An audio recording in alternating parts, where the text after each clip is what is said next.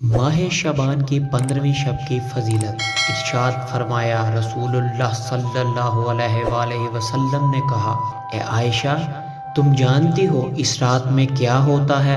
عرض کی، یا رسول اللہ بتلائیے اس میں کیا ہوتا ہے؟ آپ صلی اللہ علیہ وآلہ وسلم نے فرمایا، اس رات میں یہ ہوتا ہے کہ آدم علیہ السلام کی اولاد میں سے جو شخص اس سال پیدا ہوگا اور جو شخص اس سال میں مرے گا اس کا مرنا اور پیدا ہونا لکھا جاتا ہے، اور جو فرشتے ان کاموں پر مقرر ہیں ان کو اطلاع دی جاتی ہے، اور جتنا جتنا رزق مخلوق کو اس برس میں ملے گا سب لکھا جاتا ہے۔ اور اس 15ویں رات اللہ تعالیٰ سورج ڈوبتے ہی اس دنیا کے آسمان پر تشریف لاتے ہیں اور ارشاد فرماتے ہیں کہ کوئی نیک بندہ ایسا ہے جو ہم سے بخشش مانگے تو ہم اس کو بخش دیں، کوئی رزق مانگے تو ہم اس کو رزق دیں، کوئی مصیبت کا مارا دعا کرے تو اس کی مصیبت دور کرے۔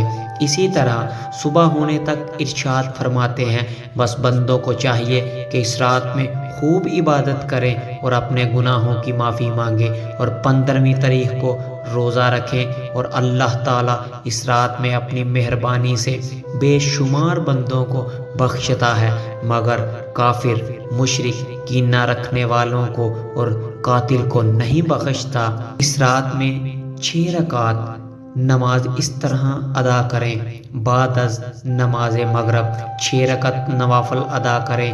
بہتر ہے کہ ہر رکعت میں سورۃ فاتحہ کے بعد 3 مرتبہ سورۃ اخلاص پڑھیں۔ نیت: پہلی 2 رکعت میں یہ نیت کیجئے کہ یا اللہ عز و جل ان کی برکت سے درازائے عمر بالخیر عطا فرما۔